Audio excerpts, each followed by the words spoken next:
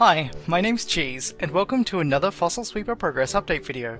If you haven't heard of the project before, you can find an overview here, but the TLDR is, it's like Minesweeper, but you're digging up fossils, and you get to build skeletons out of the stuff you find. For the past month or so, I've been fleshing out systems related to miscellaneous fossils, in preparation for changes to the museum phase that I'm planning to make in the future. I've added several new types of surrounds that MISC fossils can be found within. In addition to the placeholder amber that was already in the game, there's now a limestone nodule, a block of shale, and a generic rock. Locations now define which surrounds are valid. Eventually I'll update sites to pick species that are valid for the current site's combination of surrounds and era. I've also updated the dig phase to introduce scarcity for MISC fossils. The whole purpose of MISC fossils to begin with is to control the accumulation of skeleton fossil chunks, but at some point I also need to be mindful of how quickly players are accumulating MISC fossils. For now, I've tuned it so that roughly half of the possible MISC fossils found contain something. When completing or leaving a dig, the phase end screen now gives a summary of possible MISC fossils found. Eventually this will be visual rather than textual, but this'll do for now.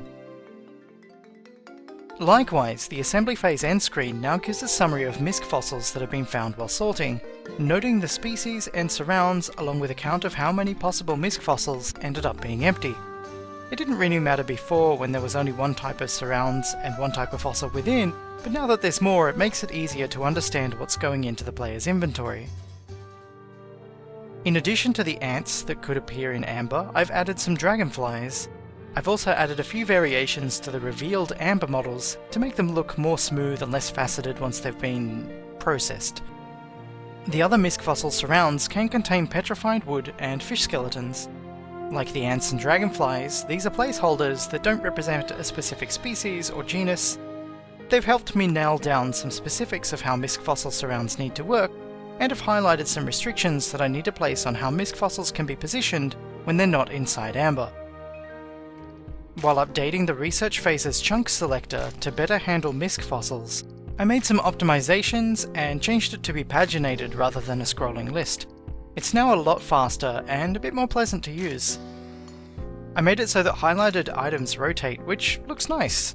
I was originally thinking of rendering the icons out as sprites so that they could be cached and nice and snappy, but now I'm thinking that I'll be able to optimize it enough to keep the 3D viewports and do nice presentation stuff like this rotation effect.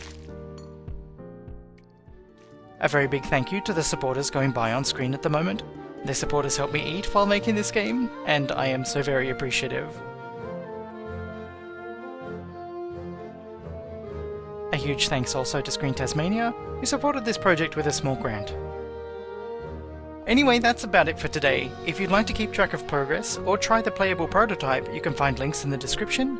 And if you're super keen to check out the stuff that we've talked about here today, I make early test builds available to my supporters on Patreon. Thanks for watching, and goodbye!